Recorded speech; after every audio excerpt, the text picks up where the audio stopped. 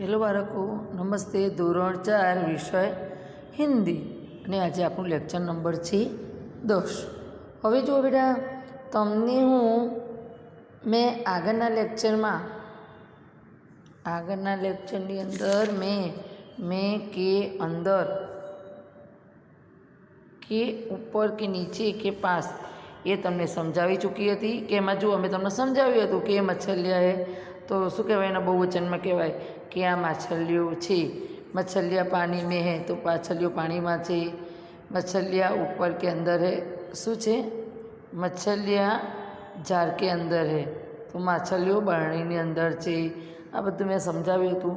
પણ જુઓ, આપણે જે નીચે વિશેષ પ્રશ્નોત્તરની અંદર જોઈશું તો એ પણ તમને સમજાવી દઉં, પછી તમને PDF કરીને બધું મોકલી દઈશ. કારણ કે મેં કે અંદર કે ઉપર કે નીચે કે પાસ એ બધું જ મેં તમને સમજાવ્યું છે.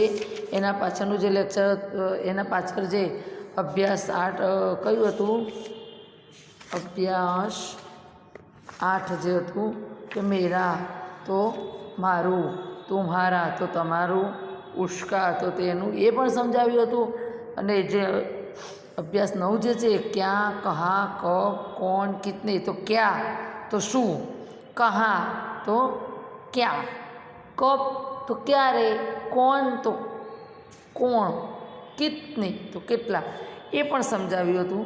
અને જુઓ, આ જે મેં કે અંદર કે ઉપર કે નીચે કે પાસ એની જરાક થોડી ખાલી જગ્યાઓ જે છે એ તમને સમજાવી દઉં. પછી હું તમને બધું જ PDF કરીને મોકલું, એટલે તમે તમારી વિષયની નોટમાં લખવાનું રહેશે. હવે કૌંસમાંથી યોગ્ય શબ્દ પસંદ કરીને ખાલી જગ્યા પૂરવાની છે. એમાં કે પાસ કે અંદર કે ઉપર કે નીચે આપ્યું છે, આપણે વ્યવસ્થિત શોધીને લખવાનું છે. એમાં જુઓ, જો બોતલ ખાલી જગ્યા પાણી મેં હે તો શું આવે? બોતલ મેં પાણી હે. હવે બોતલ કે અંદર પાણી એ સારું લાગે નહીં, તો બોતલ મેં પાણી હે. હવે બીજું, कुर्सी खाली जगह मेज है. कुर्सी के पास मेज है એટલે ખુરશી એટલે કે ખુરશીની પાછે ટેબલ છે એમ કહી શકીશું. कुर्सी खाली जगह पुस्तकें है तो कुर्सी के नीचे पुस्तकें है. ખુરશીની નીચે શું છે? પુસ્તકો છે. मेज खाली जगह बोतल है. मेज के ऊपर बोतल है. मेजनी ऊपर बोतल છે એમ કહી શકીશું. बोतल के अंदर पानी है. बोतल खाली जगह पानी है तो बोतल के अंदर, બોટલની અંદર પાણી છે એમ આપણે કહી શકીશું. જુઓ, તમને આ પણ ખાલી જગ્યાઓ મેં તમને સમજાવી. અને જે હું તમને લેક્ચર 10 હોમવર્ક PDF કરીને મોકલીશ, એ તમારે બધું જ વિષયની નોટમાં લખવાનું રહેશે. આમાં તમે શું કરશો? તમને સમજાવી દઉં. ચિત્ર એકમાં પણ દોરવાના નથી, ખાલી ડાયરેક્ટ લખવાનું. આ ચિત્ર PDFમાં તો બધું ચિત્ર સાથે મોકલીશ, પણ તમારે PDFમાં શું, તમારે ચિત્ર ઓળખવાનું અને પછી મેડમે જેમ સમજાવ્યું એ રીતે લખવાનું. ધારો કે આ ચિત્ર છે, એ મછલિયા હે તો તમારે શું લખવાનું? એ મછલિયા હે હિન્દીમાં લખવાનું અને બાજુમાં ગુજરાતીમાં લખવાનું. આ માછલીઓ છે.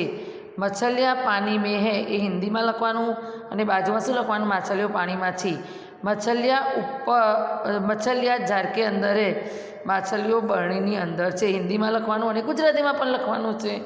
એ જ રીતે બીજું ચિત્ર ટેબલનું જે જોવાનું છે, ચોપડીનું છે, સોરી, વહ કિતાબ હે, તે ચોપડી છે એવું લખવાનું. હિન્દીમાં પણ લખવાનું, ગુજરાતીમાં પણ લખવાનું. કિતાબ મેજ પર હે, ચોપડી ટેબલ પર છે એવું લખવાનું. પછી શું છે? કિતાબ મેજ પર હે એટલે ચોપડી ટેબલ પર છે. કિતાબ મેજ કે ઉપર હે, ચોપડી ટેબલના ઉપર છે, એ બધું લખવાનું છે. અને જુઓ, એ જ રીતે હું તમને શું કહેવાય, જે આમાંથી જે PDF કરીને બધું મોકલું એ તમે નોટમાં લખી દેજો. ચિત્ર દોરવાના છે નહીં. તમને કહ્યું, મેં સમજણ પડી. ચિત્ર દોરવાના નથી. હિન્દીમાં અને ગુજરાતી બંનેમાં લખવાનું છે. એ જ રીતે જો મેરા તુમ્હારા તમારું, મેરા એટલે મારું, તુમ્હારા એટલે તમારું, ઉસ્કા એટલે તેનું, એમાં પણ હું પીડીએફ કરીને હું લેક્ચર 10 હોમવર્ક પીડીએફ કરીને મોકલીશ. એ બધામાં તમારે અભ્યાસ 7મા 8મા અને 9મા ભલે ચિત્ર હોય પણ તમારે હિન્દી લખવાનું, સામે ગુજરાતી લખવાનું છે, ચિત્ર ઓળખવાનું છે અને મેં સમજાવ્યું છે એ પ્રમાણે તમારે લખવાનું છે. જોઈને પીડીએફમાં તમારે જોઈને લખવાનું, ચિત્ર ઓળખશો એટલે તરત ખબર પડી જશે. એ જ રીતે અભ્યાસ 9માં પણ એવું કરવાનું છે.